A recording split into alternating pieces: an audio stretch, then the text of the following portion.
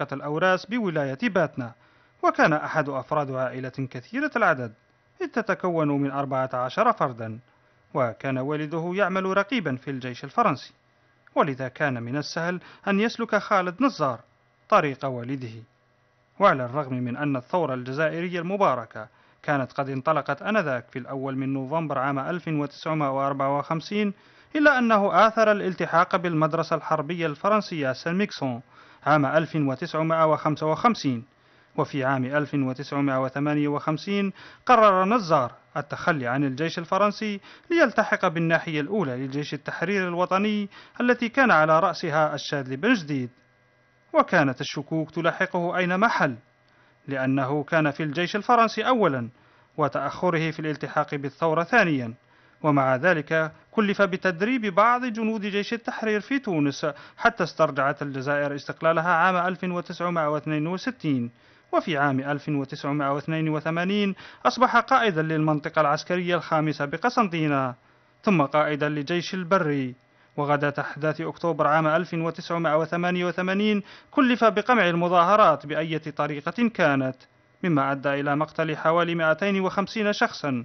وفي 10 من جويليا عام 1990 عينه الرئيس الأسبق الشاذلي بن جديد وزيرا للدفاع، وبقي في هذا المنصب إلى 27 من جويليا عام 1993.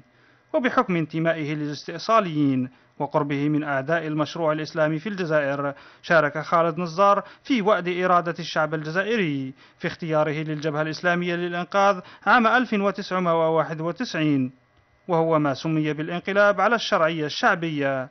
ولم يرتح بال خالد نزار مع ثلة من الجنرالات الآخرين كالعربي بالخير وعبد المالك قنيزية إلا بعد إجبار الرئيس الشاذلي بن جديد على الاستقالة رغم تشبث الأخير باحترام إرادة الشعب الجزائري. بعدها ارتقى خالد نزار مرتقا صعبا، إذ صار أحد أعضاء المجلس الأعلى للدولة، وشارك في إحضار الراحل محمد بوضياف من المغرب وتنصيبه رئيسا، ضاربا بكل الأعراف الشرعية والدولية.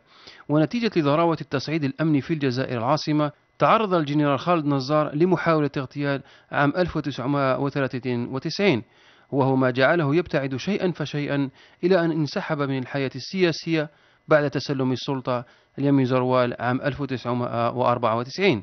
وفي جويليا عام 2000 أسس مع أبنائه 3 شركة لخدمات الإنترنت رأس مالها 6 ملايين دينار جزائري.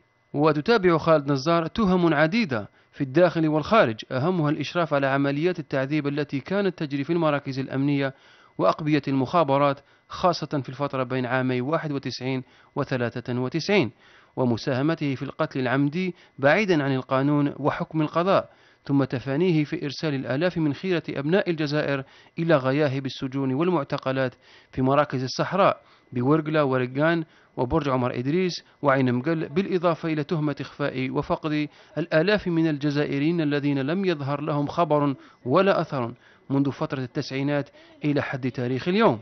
وبعد صعوبة قبول شكاوى المواطنين ورفع دعواهم العديدة ضده في الجزائر، لجأ ضحاياه الكثيرون إلى القضاء الخارجي في فرنسا وسويسرا، وهذا ما جعله محل متابعة قضائية بعد عدم الاعتراف بحصانته وضرورة مثوله أمام محكمة سويسرية قريبا، أو ستضطر الأخيرة إلى إدراج اسمه ضمن قائمة المطلوبين من قبل شرطة الانتربول.